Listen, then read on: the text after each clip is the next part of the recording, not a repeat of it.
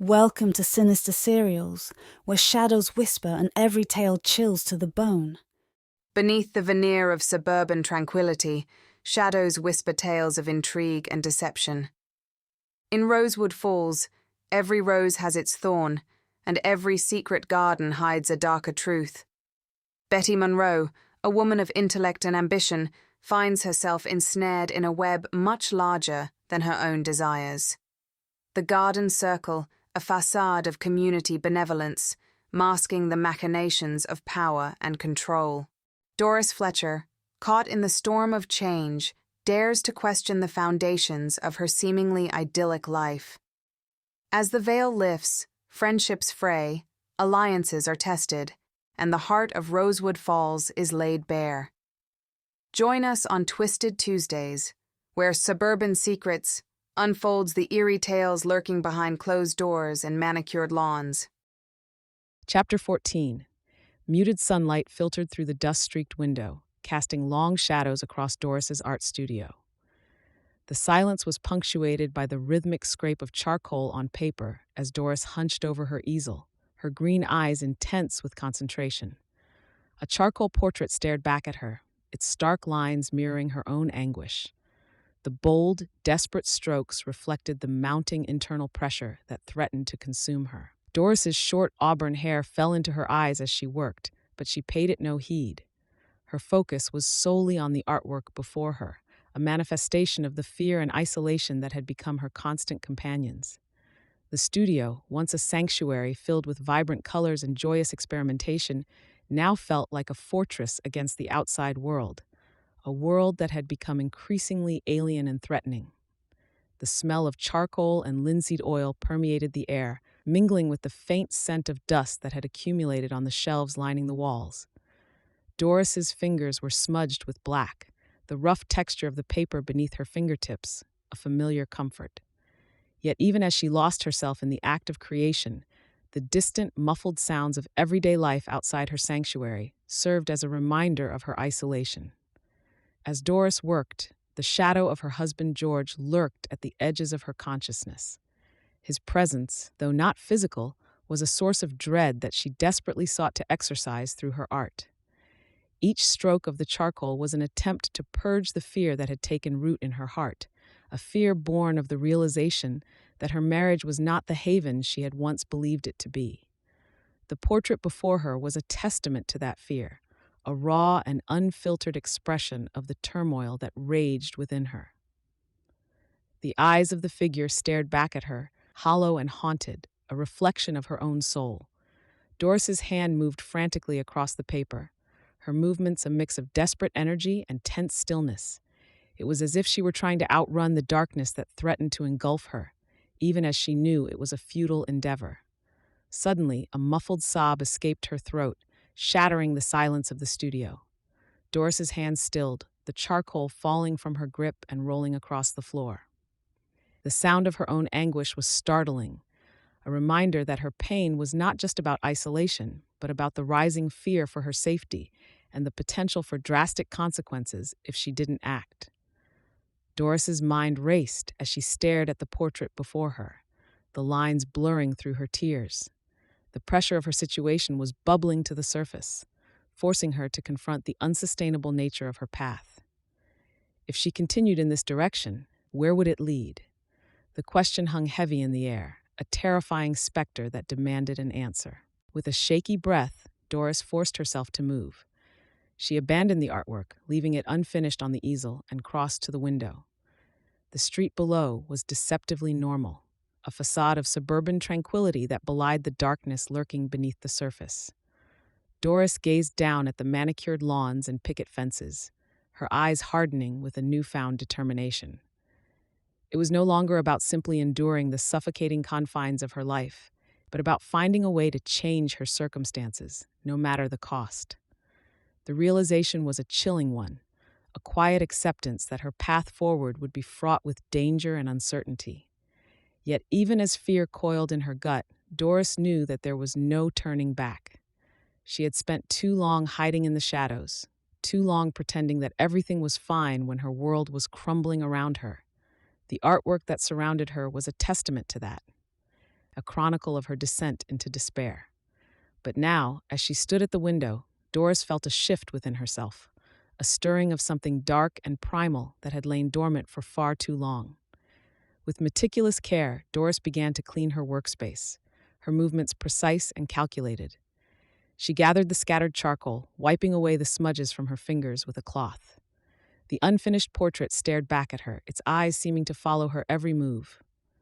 Doris paused, considering the artwork for a long moment before carefully removing it from the easel and rolling it up. She moved through the studio with a sense of purpose, hiding the rolled-up portrait and other unfinished works in a locked drawer. It was unclear whether she was concealing her transformation or evidence of a growing plan, but the act itself was imbued with a chilling sense of forethought. As Doris surveyed the now tidy studio, she felt a strange sense of calm settle over her. The earlier frenzy of artistic expression had given way to a cold, calculated determination. She knew that the path ahead would be fraught with danger, that the actions she was contemplating could have irrevocable consequences. Yet even as that knowledge settled like a weight upon her shoulders, Doris felt a flicker of something akin to hope. For too long, she had been a passive participant in her own life, a woman defined by the expectations and limitations placed upon her by others. But now, as she stood on the precipice of a drastic and irrevocable act, Doris felt a sense of agency that she had never known before. She moved through the studio with a newfound sense of purpose, her steps measured and deliberate. The artwork that had once been a source of solace now seemed like a distant memory, a relic of a life that no longer fit. Doris knew that she could no longer hide behind the facade of the perfect suburban housewife, that the time had come to shed the skin that had long since grown too tight. As she reached for the door, Doris paused, her hand hovering over the knob. The weight of the decision before her was palpable, a tangible presence that seemed to fill the room. She knew that once she crossed that threshold, there would be no turning back, no way to unsee the truths that had been slowly revealing themselves to her. But even as that knowledge settled like a stone in her gut, Doris knew that she had no choice. The alternative was a slow death, a suffocation of the soul that would leave her a hollow shell of the woman she had once been. With a deep, steadying breath and an unwavering determination, Doris gripped the doorknob and stepped out into the hallway, ready to face whatever lay ahead. The house was quiet, the silence broken only by the distant ticking of a clock. Doris moved through the rooms like a ghost, her footsteps muffled by the plush carpet. She paused in the living room, her gaze falling on the framed photographs that lined the mantelpiece. The smiling faces that stared back at her seemed like strangers now, relics of a life that had been built on lies and deception. Doris's eyes hardened as she stared at the photograph of her husband, his arm draped possessively around her waist. The sight of him made her stomach churn, a visceral reminder of the betrayal that had shattered her world. She reached out, her fingers hovering over the glass before she abruptly turned away. She made her way to the kitchen, her movements mechanical as she filled the kettle and set it on the stove. The familiar ritual of making tea was a small comfort, a remnant of the life she had once known. But even as she went through the motions, Doris knew that nothing would ever be the same again. As she waited for the water to boil, Doris's mind raced with the possibilities that lay before her. She knew that she had to act, that the alternative was a slow descent into madness. But the question remained, what course of action would she choose, and what would be the fallout of her decision? The kettle began to whistle, the shrill sound cutting through the silence of the house. Doris moved to turn off the stove, her hand trembling slightly as she reached for the handle. She poured the steaming water into a mug, the scent of chamomile filling the air. With the mug reaching up to her lips, Doris felt a sudden sense of clarity wash over her. The path ahead was uncertain, fraught with danger and the potential for catastrophe. But she knew that she could no longer remain passive, a prisoner in her own life.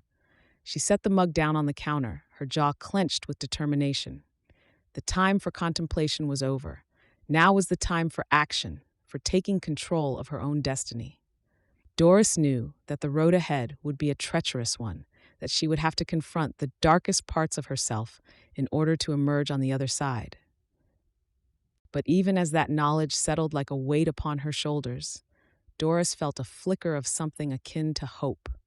For the first time in years, she felt truly alive, her senses heightened and her mind razor sharp. She knew that the journey ahead would be a perilous one, but she was ready to face whatever lay in store. With a final glance around the kitchen, Doris squared her shoulders and strode towards the front door. She paused for a moment, her hand resting on the knob as she took a deep breath. Then, with a sense of purpose that had long been absent from her life, she stepped out into the bright sunlight of the day. The street was quiet, the houses lining the block seeming to shimmer in the heat of the morning sun. Doris walked with a purposeful stride, her head held high and her eyes fixed on the horizon. She knew that the path ahead would be a difficult one, that she would have to confront the demons that had long haunted her. Despite the weight of that knowledge settling upon her soul, Doris felt a sense of determination that she had never known before. She was no longer content to be a passive observer in her own life, a woman defined by the expectations and limitations of others. With each step, Doris's imaginative thoughts unfurled, painting a vivid tapestry of the endless opportunities that stretched out ahead. She knew that she would have to be careful, that the actions she was contemplating could have far-reaching consequences. But she also knew that the alternative was a slow death of the soul, a suffocation of her very essence.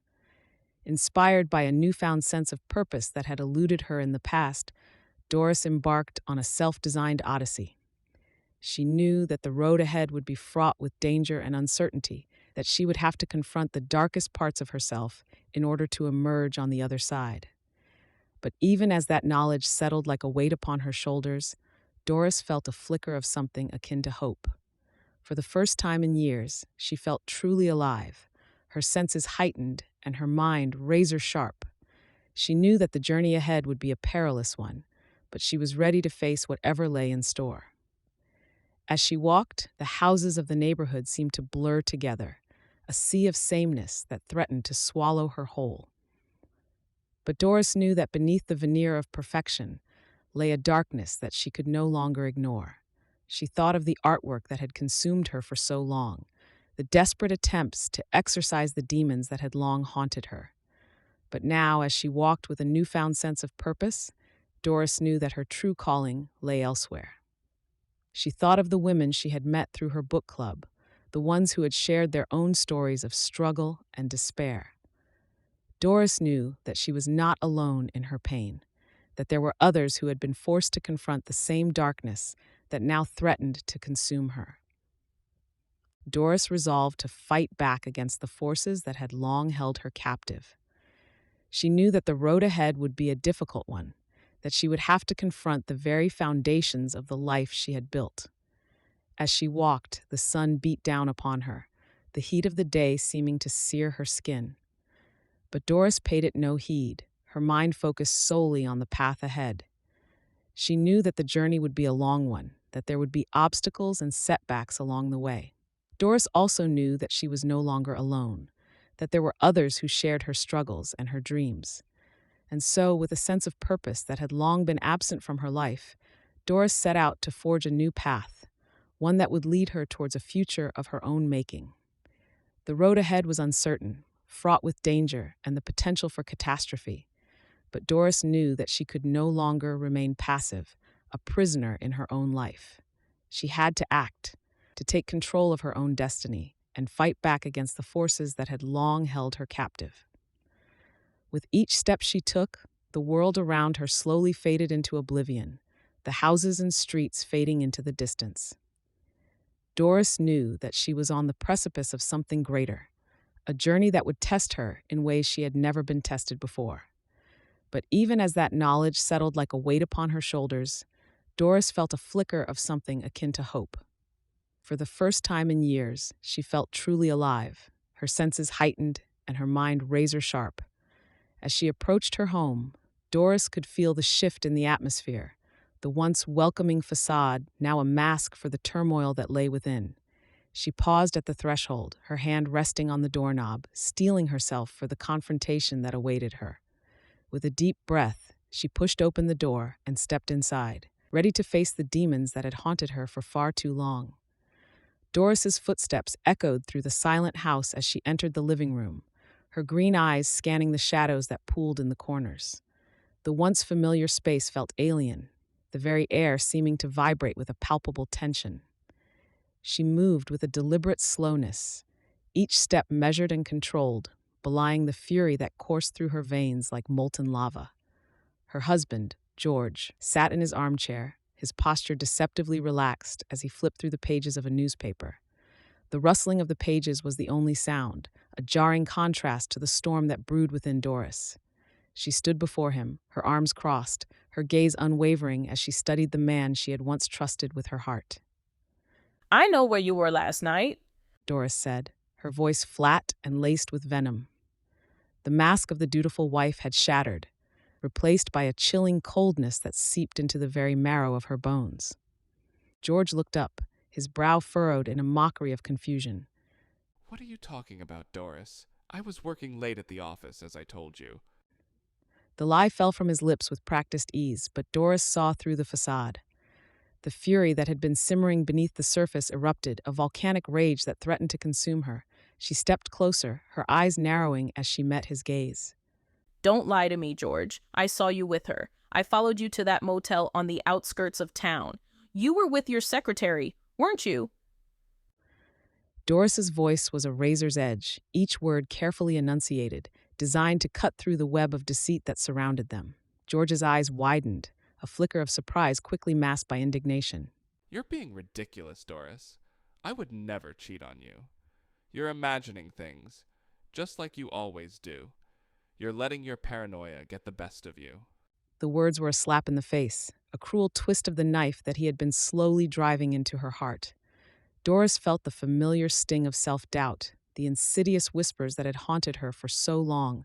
But beneath the pain, a new emotion stirred, a defiant resolve that refused to be silenced. I'm not imagining anything, George. I saw you with my own eyes. I watched as you kissed her, as you held her in your arms. How long has this been going on? How long have you been lying to me? Doris's voice grew louder, the pent-up anger and betrayal spilling out in a torrent of words. George rose from his chair, his face contorted in a mask of fury. You're delusional, Doris. You're seeing things that aren't there. I'm not having an affair. You're just looking for a way to blame me for your own unhappiness. The accusation hung in the air, a twisted knife that sought to undermine the very foundation of Doris's reality. She felt the familiar tug of self-doubt, the insidious whispers that had haunted her for so long, but this time she refused to succumb to the manipulation. I have proof, George. I have photographs of you and her together. I even have receipts from the motel. You can't hide this from me anymore. I know the truth. Doris's voice was steady, a chilling contrast to the storm that raged within her. George's face paled, the veneer of righteous indignation crumbling under the weight of her words. For a moment, he seemed to waver, his eyes darting around the room as if searching for an escape. But then, like a cornered animal, he lashed out. You're pathetic, Doris. You're a sad, lonely woman who can't accept that her own husband doesn't want her anymore. You've let yourself go. You've become a burden. Is it any wonder I sought comfort elsewhere? The words were cruel, designed to wound, to shatter what little self-worth Doris had left. She entered her bedroom, the once comforting space now feeling foreign and unsafe. The shadows loomed oppressively, the very air seeming to vibrate with a palpable tension. Doris moved to the window, her gaze drifting over the manicured lawns and picket fences of their suburban neighborhood. But instead of the familiar sense of suffocation, of being trapped in a gilded cage, Doris felt a flicker of something else, a strange sense of liberation, of empowerment. For the first time in years, she felt truly alive, her senses heightened, her mind razor-sharp. She knew that the road ahead would be treacherous, that she would have to navigate a minefield of lies and manipulation. But she also knew that she was no longer alone. She had herself, her strength, her resilience, her unbreakable spirit. Doris closed her eyes, taking a deep breath as she centered herself. The confrontation with George had shaken her, had pushed her to the very brink of her sanity, but it had also awakened something within her, a fierce determination, a resolve that burned brighter than the sun. She knew that the darkness that lurked within her marriage was far from over, that George would stop at nothing to regain control. But she also knew that she was ready to face whatever lay ahead. She had reclaimed her voice, her identity, her very soul, and she would fight tooth and nail to keep it. As Doris stood at the window, the shadows of the night closing in around her, she felt a strange sense of calm settle over her. The storm that had raged within her had quieted, replaced by a chilling clarity, a sense of purpose that had eluded her for so long. She knew that the path ahead was fraught with danger, that she would have to confront the very darkest parts of herself in order to emerge victorious. But she also knew that she was no longer a passive observer in her own life, a helpless victim of her husband's abuse. Doris turned away from the window, her gaze settling on the empty bed that had once been a sanctuary, a place of love and comfort. Now it was a battlefield, a symbol of the war that had been waged within the walls of their home. She moved to the dresser, her fingers tracing the smooth wood as she opened a drawer. Inside, nestled amongst the carefully folded clothes, was a small velvet box. Doris lifted it from the drawer, her hands trembling slightly as she opened it. Inside, glinting in the dim light of the bedroom, was a simple gold locket. It had been a gift from her mother, a cherished heirloom passed down through generations of strong, resilient women. Doris had always kept it hidden, a secret talisman that reminded her of the strength that flowed through her veins. She lifted the locket from the box, her fingers caressing the smooth metal as she opened it. Inside, 2 small photographs stared back at her, one of her mother, her face lined with wisdom and grace, and one of herself, taken on her wedding day, her eyes bright with hope and promise. Doris felt a lump form in her throat as she gazed at the images, a reminder of the woman she had once been, the dreams she had once harbored. But instead of sorrow, she felt a flicker of determination, a resolve that burned brighter than the stars. She closed the locket, her fingers curling around it as she held it close to her heart. The metal was cool against her skin, a tangible reminder of the strength that lay within her. Doris knew that she would need every ounce of that strength in the days to come, as she navigated the treacherous waters of her crumbling marriage. But she also knew that she was not alone. She had the love of her mother, the wisdom of the women who had come before her, and she had herself, her courage, her resilience, her unbreakable spirit. Doris moved to the bed, her steps measured and deliberate as she sat down on the edge of the mattress. The locket was still clutched in her hand, a talisman against the darkness that threatened to engulf her. She closed her eyes, taking a deep breath as she centered herself once more. The confrontation with George had left her shaken, had pushed her to the very edge of her sanity, but it had also awakened a fierce determination within her, a resolve that burned brighter than the sun. Doris knew that the road ahead would be treacherous, that she would have to confront the very darkest parts of herself in order to emerge victorious. But she also knew that she was ready to face whatever lay ahead. She had reclaimed her voice, her identity, her very soul, and she would fight tooth and nail to keep it. As she sat in the darkness of her bedroom, the locket clutched tightly in her hand, Doris felt a strange sense of peace settle over her. The storm that had raged within her had quieted, replaced by a chilling clarity, a sense of purpose that had eluded her for so long. She knew that the darkness that lurked within her marriage was far from over, that George would stop at nothing to regain control. But she also knew that she was no longer a passive observer in her own life, a helpless victim of her husband's abuse. Doris opened her eyes, her gaze settling on the photograph of her mother that stared back at her from the locket. The image was a reminder of the strength that flowed through her veins, of the unbreakable bond that connected her to the women who had come before her. She closed the locket, her fingers curling around it once more as she rose from the bed. The metal was warm now, infused with the heat of her skin, a tangible reminder of the fire that burned within her. Doris moved to the door, her steps measured and deliberate as she opened it. The hallway beyond was dark, the shadows looming oppressively, as she stepped out into the unknown. But instead of fear, Doris felt a flicker of excitement, a thrill that raced through her veins like electricity. She knew that the path ahead was fraught with danger, that she would have to navigate a minefield of lies and manipulation. But she also knew that she was ready to face whatever lay ahead. She had reclaimed her voice, her identity, her very soul, and she would fight tooth and nail to keep it. She knew that the darkness that lurked within her marriage was far from over, that George would stop at nothing to regain control. But she also knew that she was no longer alone. She had herself, her strength, her resilience, her unbreakable spirit.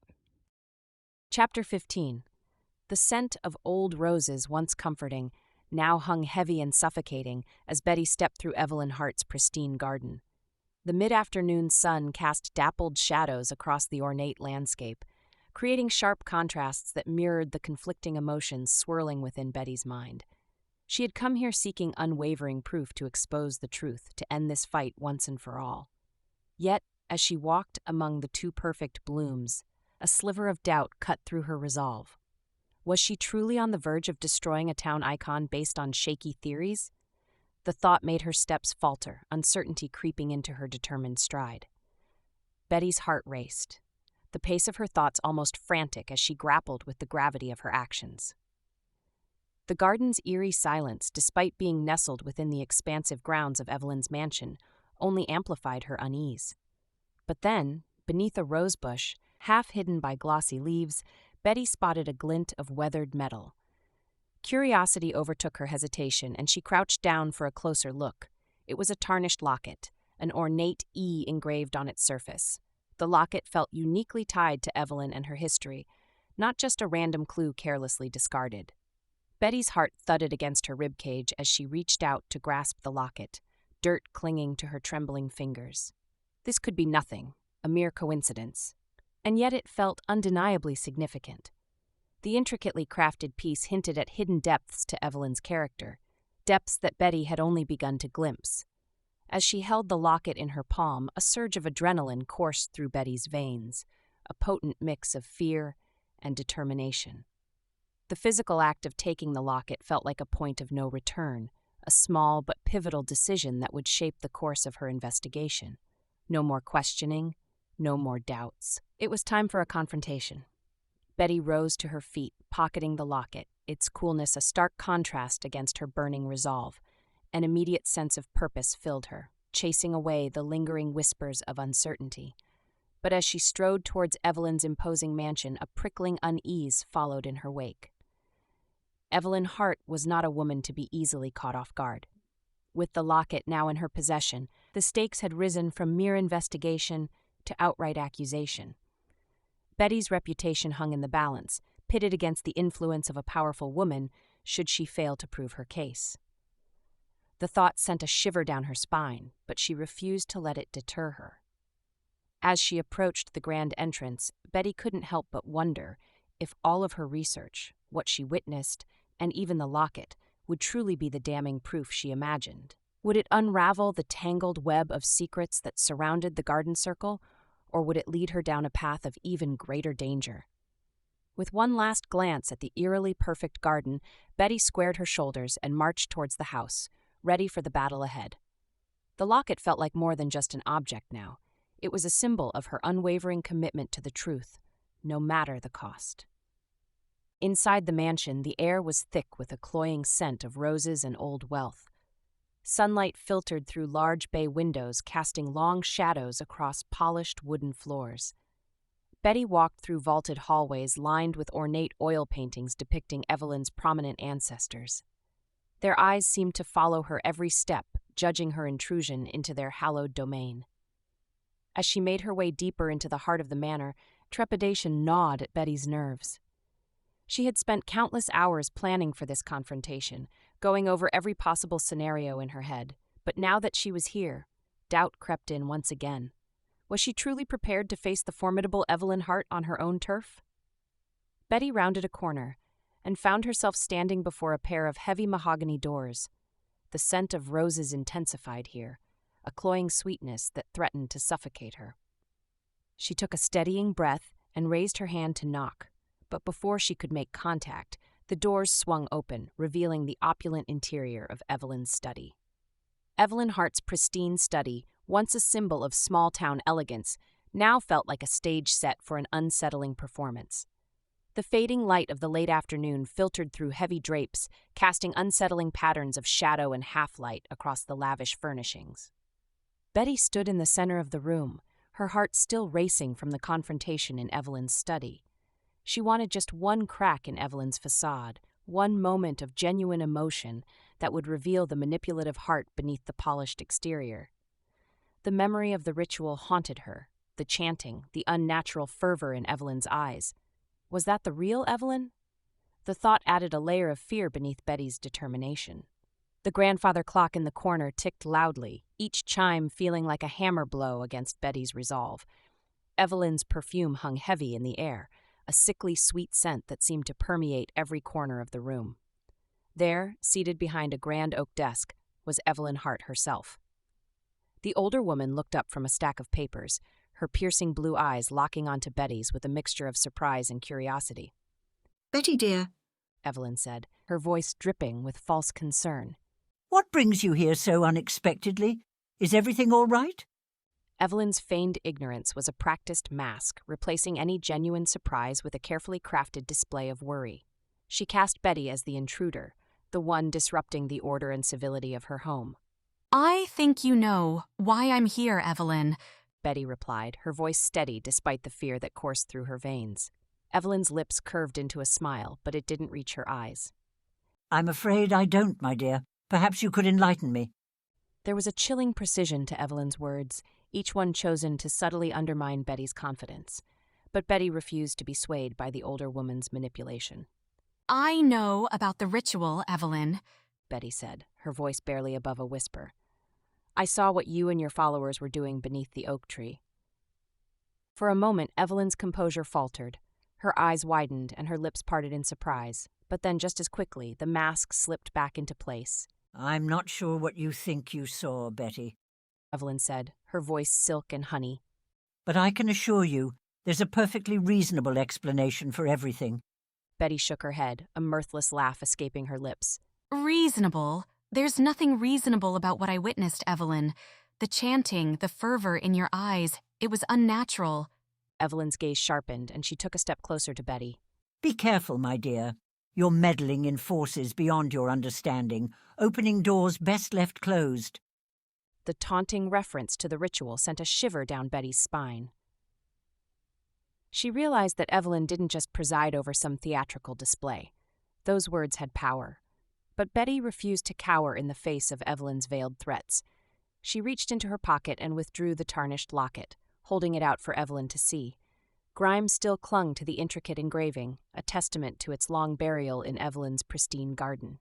"Explain this, Evelyn," Betty demanded, her voice steady. "Found buried in your garden, hidden away like a dirty secret." Evelyn's facade faltered once more. Her meticulously manicured nails dug into the plush armchair beside her, and for a moment there was a flicker of true disdain in her eyes, not for the locket, but for Betty herself. "That locket is a family heirloom, Betty," Evelyn said, her voice tight with controlled anger. "It has nothing to do with your wild accusations." But Betty wasn't fooled by Evelyn's deflection. She could see the truth in the older woman's eyes, the barely concealed rage at being confronted with evidence of her dark deeds. "I don't believe you, Evelyn," Betty said, her voice growing stronger with each word. "This locket is just the beginning. I know there's more to the garden circle than meets the eye, and I won't stop until I uncover the truth."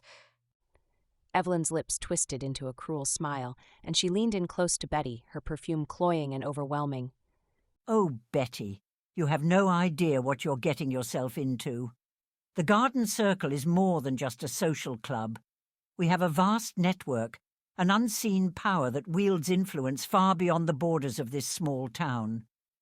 Betty's heart raced at the implication of Evelyn's words.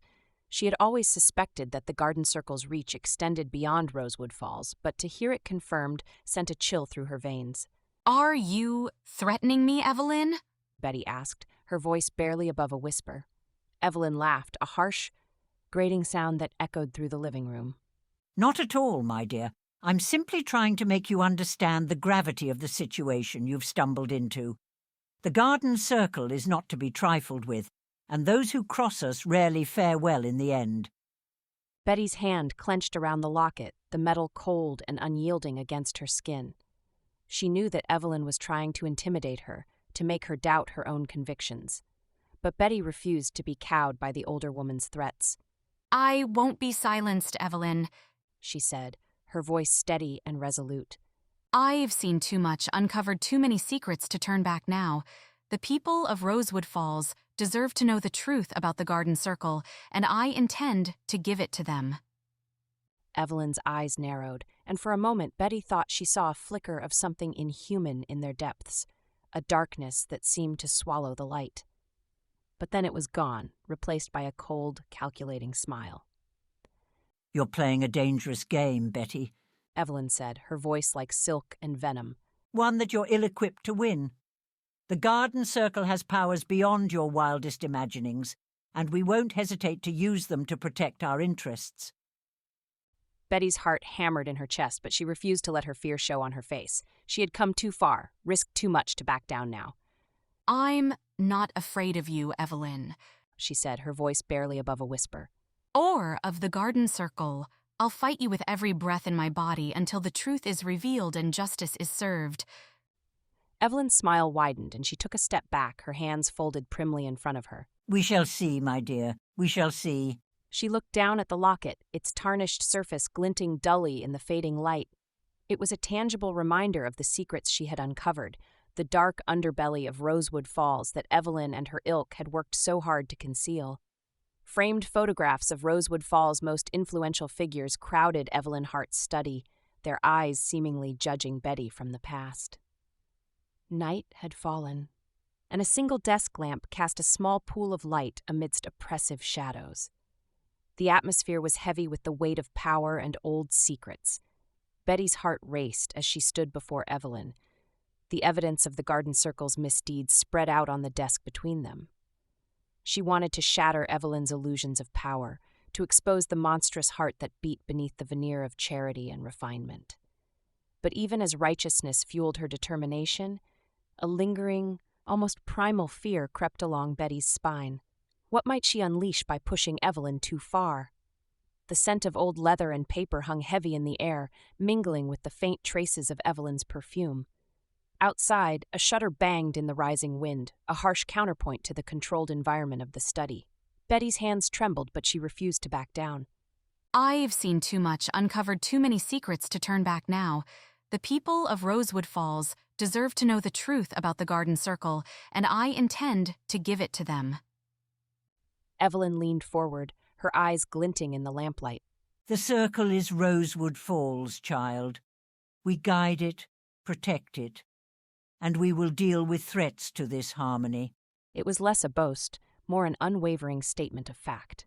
The sheer boldness of Evelyn's admission left Betty stunned for a moment, her mind reeling from the implications. But she refused to retreat.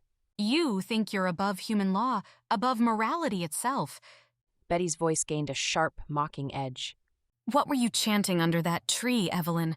What dark powers are you playing with?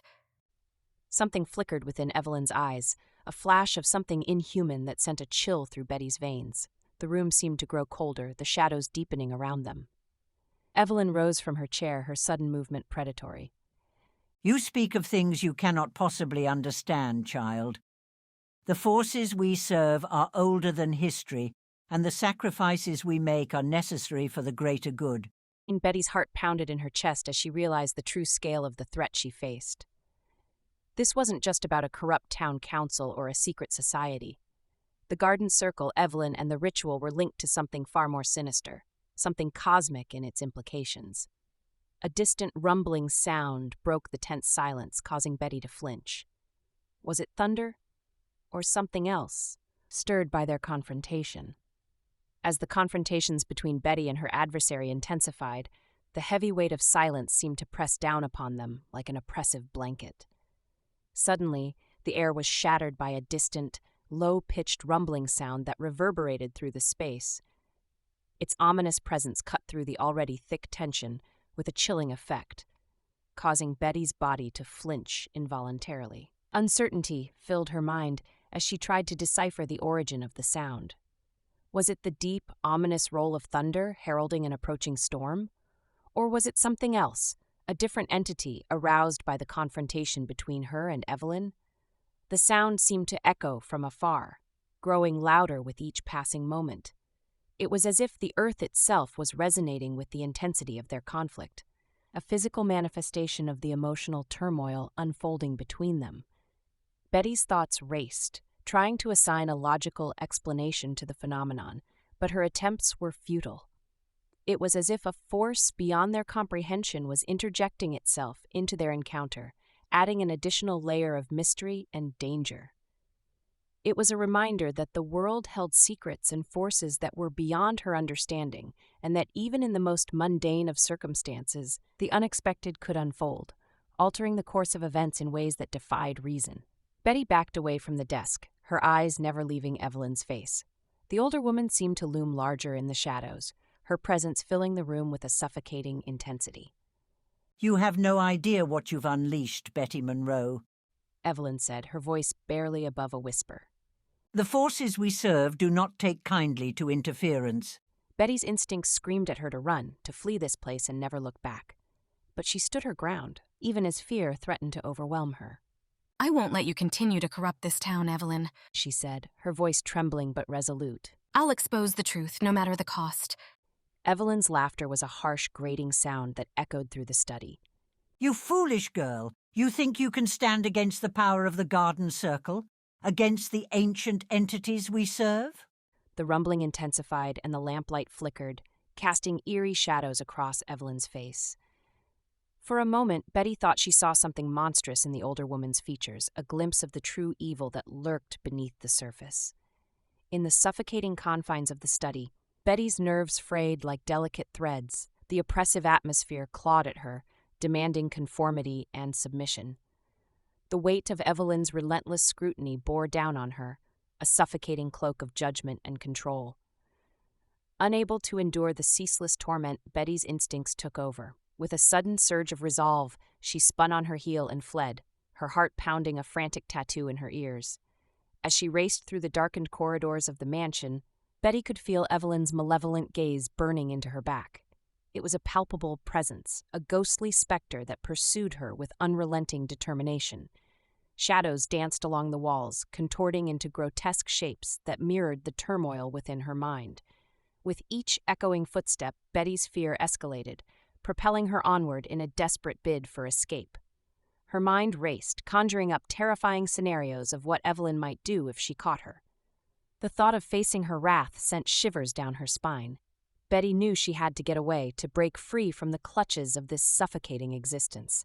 She stumbled through the corridors, her breath ragged and uneven. The towering portraits of Evelyn's ancestors seemed to leer at her, their cold, judgmental eyes condemning her actions. As she burst out into the night, Betty risked a glance back over her shoulder. Evelyn stood framed in the doorway of her study, a monstrous silhouette against the lamplight.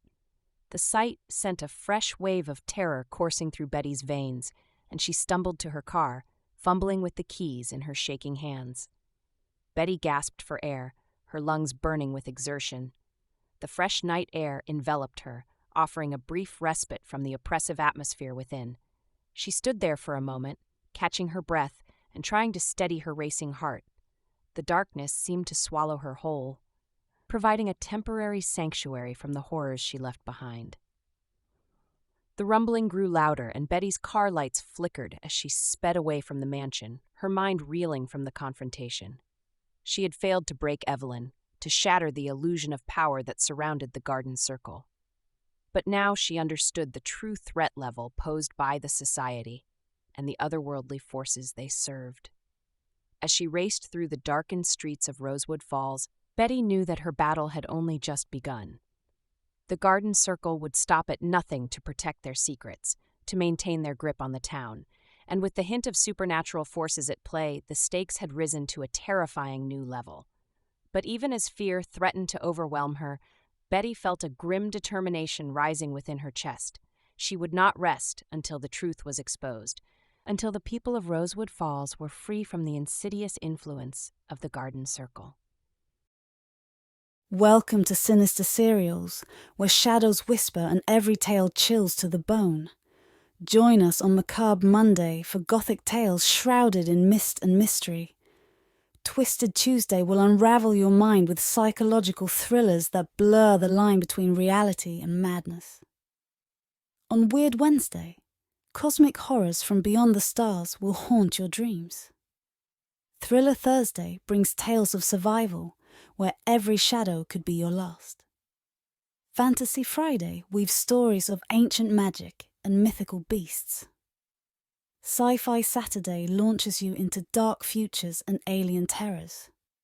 And on Supernatural Sunday, ghostly whispers and paranormal mysteries will leave you questioning what's truly beyond.